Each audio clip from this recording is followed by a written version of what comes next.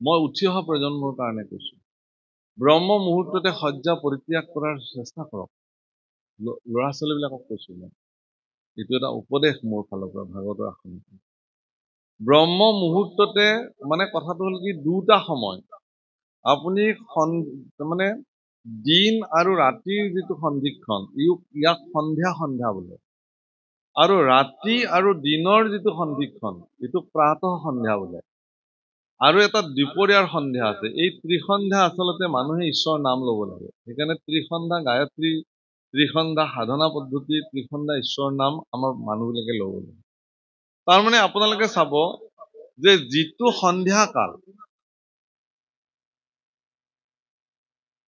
কাল সেই সন্ধ্যা কালসমূহত আপুনি দেখিব যে এই মহবিলাকৰ জন্ম হয় চাব ঠিক গধূলি যেতিয়া নলাৰ পৰা তেতিয়া আপুনি চাব যে মহবিলাক তেজ খোৱা মহবিলাক ধামধুম জন্ম মানে সেই সময়টোত বীজাণুবিলাক আমাৰ বায়ুমণ্ডলৰ যিবিলাক বীজাণু সেই চববোৰ সক্ৰিয় হৈ যায় কাৰণ সেইখিনি সময় দিন আৰু ৰাতিৰ সন্ধিক্ষণ আকৌ ৰাতি আৰু দিনৰ সন্ধিক্ষণতো এই দুটা মুহূৰ্তত মানুহ যেতিয়া নিদ্ৰাত থাকে তেতিয়া তেওঁৰ শৰীৰৰ ভিতৰতো সেই সচেতন ইন্দ্ৰিয়সমূহ যেতিয়া নিদ্ৰাত অৱস্থাত থাকে তেতিয়া এই অপকাৰী বস্তুসমূহে তেওঁৰ শৰীৰত গৈ ঠিকা তুলে সেইকাৰণে সেইবিলাক মানুহ অত্যন্ত আলস্যপৰায়ণ হয় নিদ্ৰাত লেটিপেটি হৈ থাকি ভাল পায় আৰু খুব কামৰ প্ৰতি এলেহুৱা চূড়ান্ত ধোধ হৈ যায় এইবিলাক কিন্তু সেই সময়খিনিত যিবিলাক ব্যক্তি সচেষ্ট হৈ থাকে সেইকাৰণে সেইখিনি সময় গুৰু সেৱা কৰা সময় শংখ নাদ কৰিব লাগে শংখ নাদৰ বৈজ্ঞানিক কাৰণ কি যে যেতিয়া শংখ নাদ কৰে বায়ুমণ্ডলত যেতিয়া শংখ নাদৰ যেতিয়া ভাইব্ৰেশ্যনটো বায়ুমণ্ডলত পৰিব্যাপ্ত হয় তেতিয়া সেই যিমান বেয়া বীজাণু নেগেটিভ ঊৰ্জা ঋণাত্মক ঊৰ্জা সেইবোৰ চব ধ্বংস হ'ব শংখ ঘণ্টা টিলিঙা উৰুলি হৰিধ্বনি দবা বৰকাহ এইবিলাক গধূলি সময় ঠিক দিন আৰু ৰাতিৰ সন্ধিক্ষণৰ সেই সময়খিনিত যদি একেলগে বাজি উঠে সেই শব্দধ্বনি বায়ু তৰংগত যিমান দূৰলৈকে বিস্তৃতি হৈ যায় সিমান দূৰলৈকে ঋণাত্মক প্ৰভাৱৰ পৰা তেওঁলোকে মুক্তি হৈ যায় সেইকাৰণে কৰে এইবিলাক ঠিক তেনেকে ৰাতিপুৱাও সেইকাৰণে একদম ৰোগী মানুহ যিজন মানুহ বিচনাৰ পৰা উঠিব নোৱাৰে ধৰক ৰোগী মানুহ তেওঁকো পাৰিলে সেই দুটা সময়ত বিচনাৰ পৰা উঠাই বহাই দিব লাগে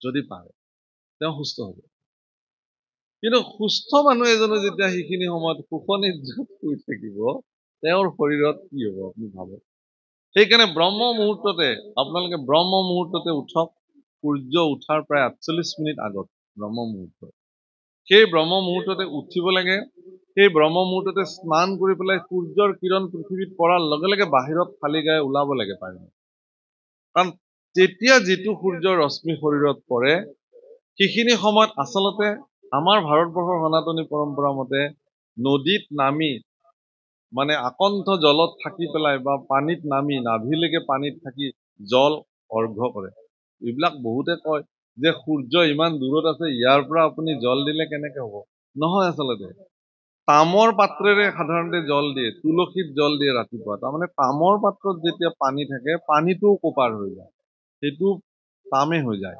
সেই তামৰ পানীখিনি যেতিয়া তেনেকে দিব তেওঁৰ শৰীৰটো ইতিমধ্যে ভিজি থাকে আৰু সেই তামৰ জলৰ মাজেৰে সূৰ্যৰ ৰশ্মি যদি পাৰ হৈ আহি শৰীৰত পৰে তেতিয়াহ'লে শৰীৰত এক বিশেষ শক্তি জাগ্ৰত হৈ যায় বিশেষ এনাৰ্জি আপোনালোকে ৰাতিপুৱা যিবিলাকে এইবোৰ কাম কৰে তেওঁলোকে জানে আৰু সেই এনাৰ্জিটো যদি প্ৰতিদিন সেই শক্তিটো যদি এজন যুৱকে বা এজন যুৱতীয়ে যদি ল'ব পাৰে তেতিয়াহ'লে তেওঁ ইমান উৰ্জাৱান ব্যক্তি হৈ যাব তেওঁৰ সহজতে ভাগৰ নালাগিব সহজতে তেওঁৰ এলাহ নাহিব যিকোনো কাম নকৰাৰ মনোবৃত্তি তেওঁৰ নাহিব তেওঁ সদায় ধনাত্মক দৃষ্টিৰে থাকিব পজিটিভ উৰ্জাৰে তেওঁ জীয়াই থাকিব এইবিলাক শাস্ত্ৰৰ বিচাৰ সেইকাৰণে সনাতন ধৰ্ম খুব বিজ্ঞান ভিত্তিক তুলসী সম্পূৰ্ণ ২৪ ঘণ্টা অক্সিজেন দিয়ে সেই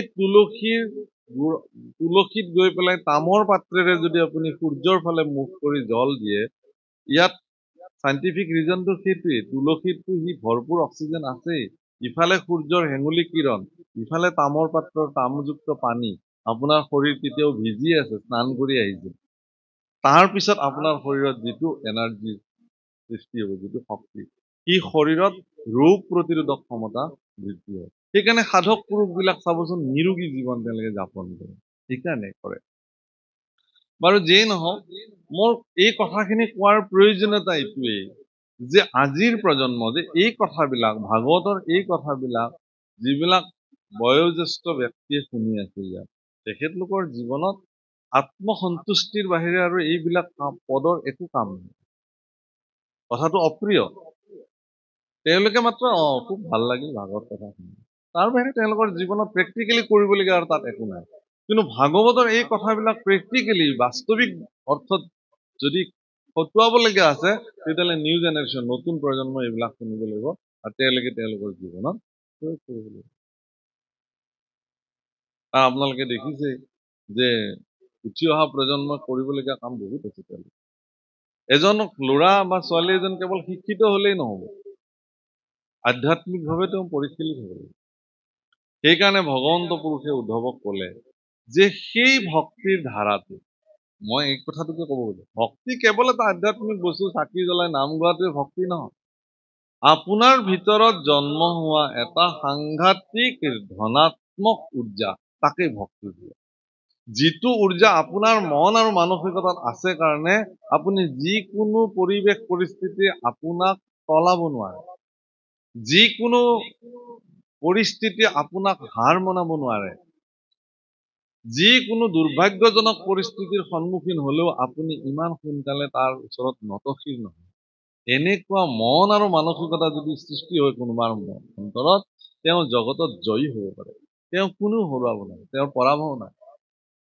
গতিকে এইটো আমাৰ কাৰণে প্ৰয়োজন আছে। এইটোৱে ভক্তিৰ মূল সূত্ৰ প্ৰভুসকল। নহলে কিয় কৈ থাকিব ইয়াত গুৰুজনাই, ইমান শিক্ষিত মহাপুৰুষ এগৰাকীয়ে মানুহক কেৱল, বহুতে কয় যে কানি খোৱা নিচাৰ নিচিনাকে কেৱল নামঘৰত গৈ নাম খোল বজাই থাকিলে হব নেকি? নোৱাৰে, সেইটোৱে মূল কথা। সেইকাৰণে গুৰুজনাই কৈছে, কি কৈছে, সময় কথা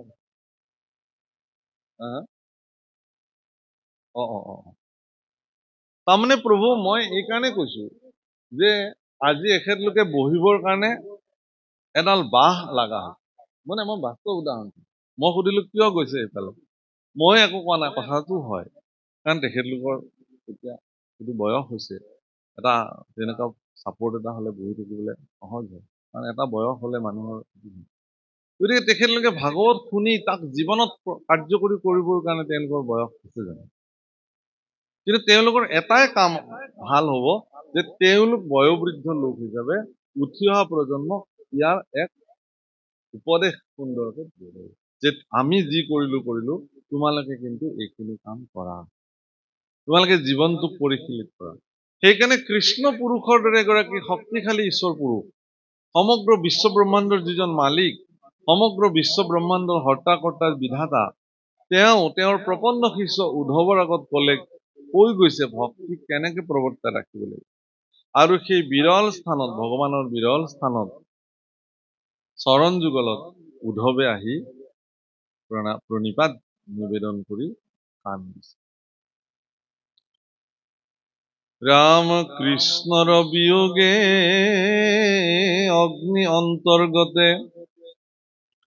হৃদয় দগ্ধ কৰে, শোকে মকমুকি কৰন্ত কন্দন, নয়নৰ নীৰজৰে।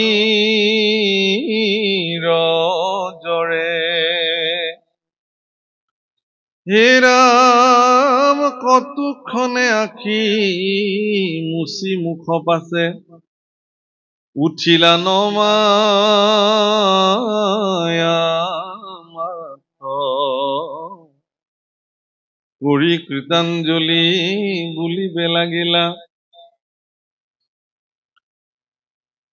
শোকে গদগদ মাত। ৰাম বংশক সংহৰি এৰি ভূমি তুমি, যাই বাহা জানিলো আমি, ঋষি সাপ বাপ ব্যৰ্থ নকৰিলা যিহেতু জগত স্বাম। ঈশ্বৰ পুৰুষে ঋষি সাপ ব্যৰ্থ নকৰিলে, কাৰণ ঋষি এগৰাকীয়ে এদিন যদু বংশৰ ল'ৰাবিলাকে এগৰাকী ঋষিক, ত্ৰিকালজ্ঞ ঋষিক পৰীক্ষা চাইছিলে যে এওঁনো কিমান ত্ৰিকালজ্ঞ। সেইকাৰণে এগৰাকী ধুনীয়া ল'ৰাক, যদু বংশৰ এটা ধুনীয়া ল'ৰা, ছোৱালীৰ নিচিনা দেখা ধুনীয়া ল'ৰা এটা, ছোৱালীৰ সাজ সজ্জা পৰিধান কৰি একটুকুৰ লোহা পেটৰ ভিতৰত দি কাপোৰ মেৰাই মেৰাই গৰ্ভৱতী নাৰী কৰি পেলাই তেওঁৰ সন্মুখত লৈ গ'ল। যে হে ত্ৰিকালজ্ঞ মহাপুৰুষ, তুমি বাৰু কোৱাচোন আমাৰ এই কন্যা সন্তানগৰাকীৰ, আমাৰ এই কইনাগৰাকীৰ গৰ্ভত ল'ৰা সন্তান আছেনে ছোৱালী সন্তান আছে? আপুনিতো ত্ৰিকালজ্ঞ। তেওঁ ধ্যানত বহিলে, ধ্যানত বহি দেখিলে যে এইটো আভুৱা ভাৰিবলৈ আহিছে। তেওঁৰ মুখেৰে ওলাই আহিলে, যা, এইটোতো ল'ৰাও নহয় ছোৱালীও নহয়, এটুকুৰ লোহাহে আছে ভিতৰত, এই লো টুকুৰে তহঁতৰ বংশ বিনাশ হৈ যাব, কৈ দিলে মুখেৰে। হাহাকাৰ লাগি গ'ল, ঋষিৰ মুখৰ বাণী, ইমান ত্ৰিকালজ্ঞ পুৰুষ, একটুকুৰ লোহাই এটা বংশ বিনাশ কৰিব। ভগৱান কৃষ্ণৰ বংশ, তাকো যদু বংশ বুলিব নাই, যদু সেনানী বুলিব নাই। এগৰাকী সেনাৰ অক্ষয়ণী সেনাৰ সমান শক্তি তেওঁলোকৰ, সমস্ত পৃথিৱীয়ে যাক ভয় কৰে। এনেকুৱা যদু বংশ দ্বাৰিকাত অৱস্থিত হৈ থকা প্ৰতিগৰাকী যদু বংশৰ মাজত হাহাকাৰ লাগি গ'ল। আৰু তেওঁলোকে গৈ বয়োবৃদ্ধ যদু বংশসকলক গৈ পেলাই এই কথাটো ক'লে যে আজি বৰ ডাঙৰ অনৰ্থক এটা হৈ গ'ল, এনেকুৱা ঋষি সাপৰ দ্বাৰা অভিশপ্ত হলো আমি। তেতিয়া বয়োবৃদ্ধবিলাকে এটা উপায় দিলে কি, যে যিহেতু এই লোহা টুকুৰে আমাৰ মৃত্যুৰ কাৰণ, বংশটো ধ্বংসৰ কাৰণ, গতিকে এই লো টুকুৰ সাগৰৰ পাৰত গৈ শিলত ঘঁহি ঘঁহি ঘঁহি ঘঁহি শেষ কৰি দিব লাগে। কথামতে কাম, বাহুবলী পৰাক্ৰমী বীৰ পুৰুষসকলে গৈ শিলত ঘঁহি ঘঁহি ঘঁহি ঘঁহি একদম প্ৰকাণ্ড লোহা টুকুৰ শেষ কৰি দিলে। অকমান বাচিলে, বোলে এইখিনি এতিয়া ঘঁহিবলৈও টান, হেৰি কৰিবলৈ টান, এইখিনিয়েনো আমাৰ যদু বংশক কি কৰিব বুলি সাগৰত দলি মাৰি। তাকে মাছে খালে, সেই মাছৰ পেটত সেই লোহটুকুৰ ওলাল। ব্যাধে দেখিলে যে এইটুকুৰ বৰ তীক্ষ্ণ লোহা, মোৰ তীৰ বনাবলৈ ভাল হ'ব বুলি লৈ গ'ল। আৰু জীপাত তীৰেৰে ভগৱান কৃষ্ণ বৈকুণ্ঠ প্ৰয়াণ কৰিছে। আৰু সেই লোহাৰ গুৰিবিলাক, এগৰাকী ব্ৰহ্মজ্ঞ ঋষিৰ মুখৰ বাণীৰ ইমান ক্ষমতা যে সেই লোহাৰ গুৰিবিলাক সাগৰৰ পাৰত জন্ম হোৱা সাদুৰী আৰু মাদুৰী বনৰ গাত লাগি লাগি থাকিল সাগৰৰ ঢৌতে। গতিকে সেই মাদুৰী বন কুঁহিয়াৰৰ নিচিনা মতা মতা লাঠিৰ নিচিনা সাদুৰী মাদুৰী বন সাগৰৰ পাৰত জন্ম হয়, বালি চাপৰিত।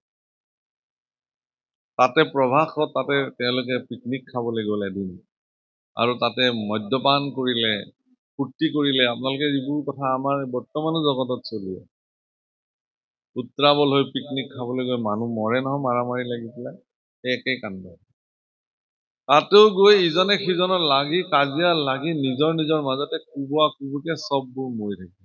কাকো কোনেও একো বাধা দিব নোৱাৰিলে। শেষত বলোৰামে এনেকুৱা তেওঁৰ চকুৰ সন্মুখত হোৱা পৰিঘটনা সহিব নোৱাৰি তেওঁ সমাধিত বিলীন হৈ তেওঁ প্ৰাণ ত্যাগ কৰিলে। তাকে দেখি ভগৱান কৃষ্ণই বোলে মোৰো সময় হৈছে, তেওঁ গৈ শিশু অশ্বত্থ বৃক্ষৰ তলত বহাৰ সিদ্ধান্ত ললে। আৰু সেই সময়তে গৈ উদ্ধৱে তেওঁক দৰ্শন কৰিছে। উদ্ধৱে জানে যে এতিয়া ঋষি সাপ বৰ ব্যৰ্থ নকৰিলে। ভগৱান কৃষ্ণৰ জন্মৰ মূল কাৰণটোৱে আছিল কি, গো ব্ৰাহ্মণ্য হিতায় চ। ব্ৰাহ্মণ আৰু গো মানে গোকুল, মানে গৰু বিলাকৰ নিৰাপত্তা আৰু ব্ৰাহ্মণৰ নিৰাপত্তা, এইটো ভগৱান কৃষ্ণৰ মানে সংকল্প আছে তেওঁৰ জন্ম। গতিকে সেইকাৰণে তেওঁ নিজে গৰু চৰাইছিল, যাৰ নাম গোবিন্দ। সেইকাৰণে গোকুলত তেওঁ ডাঙৰ হৈছিল, গৰুৰে স্থানত তেওঁ ডাঙৰ হৈছিল ভগৱান কৃষ্ণ। ব্ৰাহ্মণৰ যি ক্ষমতা, ব্ৰাহ্মণ বুলি ক'লে ব্ৰহ্ম জানন্তি চ ব্ৰাহ্মণ, ব্ৰহ্মক যিজনে জানিব পাৰে তেওঁ ব্ৰাহ্মণ। আপুনি যদি ব্ৰহ্মক জানিব পাৰে আপুনিয়ে ব্ৰাহ্মণ। আপোনাৰ নিৰাপত্তাৰ কাৰণে ভগৱানে যি কৰিব লাগে তাক কৰিব। গতিকে সেই ব্ৰাহ্মণৰ বাণী, সাধকসকলৰ বাণী যাতে জগতত নিশেষ হৈ নাযায়, সেইকাৰণে ভগৱানে ঋষি সাপটো ব্যৰ্থ নকৰিলে। এই কথা আজি উদ্ধৱে স্বীকাৰ কৰিছে যে প্ৰভু তুমি পৰম জগতৰ স্বামী, সেইকাৰণে তুমি তোমাৰ ঋষি সাপ তুমি ব্যৰ্থ নকৰিলা।